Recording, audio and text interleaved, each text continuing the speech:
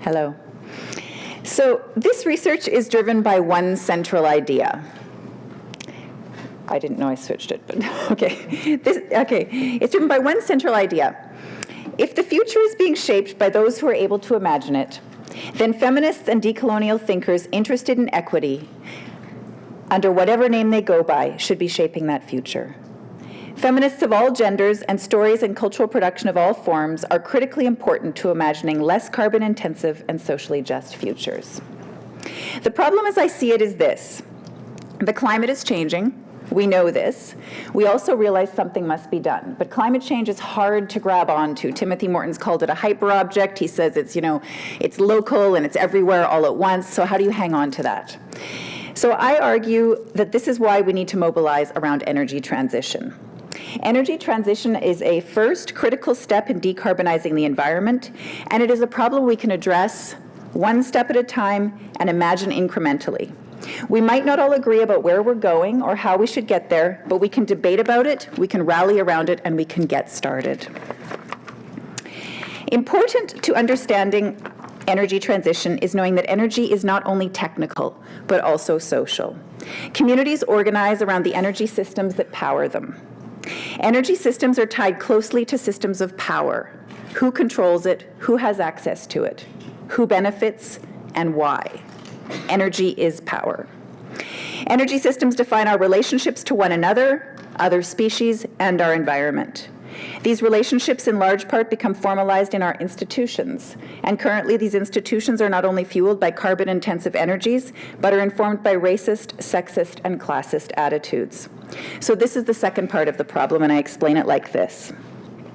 The exploitation of land and resources that has contributed to climate change is part of a larger worldview, an extractivist worldview deeply ingrained in Canadian psyche and tied explicitly to the project of settler colonialism, founded on the idea that Canada is a staples economy, whether it's the fur trade or the oil industry. The idea that Canada's worth and raison d'etre relies on extracting value from the land and resources informs the relationship that many Canadians have to the land and also to one another, because the same extractivist worldview that has contributed to climate change through the exploitation of resources likewise allows for the exploitation of gendered, classed, and racialized bodies, and very importantly, the erasure of knowledges held by those bodies, knowledges we need to imagine other futures.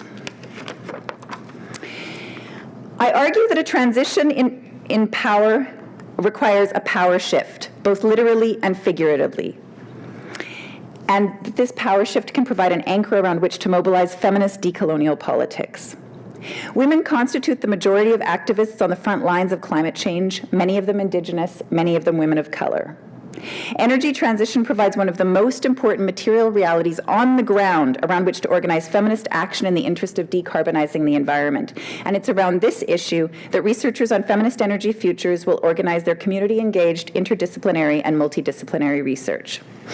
So leveraging funds from a SSHRC Insight, from the Future Energy Systems CFREF here at the University of Alberta, as well as funding from KIAS and the Francophone Secretariat of Alberta, our team over the next 6 years will continue to work on recovering, reclaiming, and where necessary, reimagining just futures. So as you can see on the slide, 6 months into our funding cycle, many projects are underway and more are taking shape all of the time. As a team, we don't imagine that we will be able to solve this problem using the same logics and rationale that caused it. So instead, we're working in concert, developing theories and methods for doing our research differently, caring differently about the problem, unsettling our relationships to it. This work can only happen with an amazing team working together toward a common aim. We have many government and community partners that we'll be working with and reporting back to, co-constructing and sharing knowledge.